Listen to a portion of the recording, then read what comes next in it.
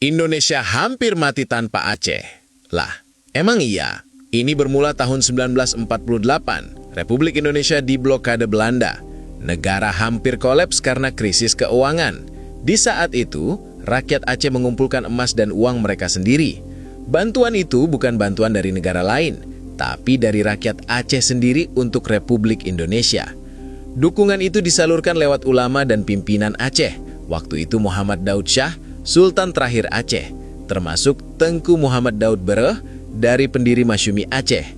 Dari emas itu, belikan pesawat penerbangan pertama, yaitu Dakota RI-001 di Selawah.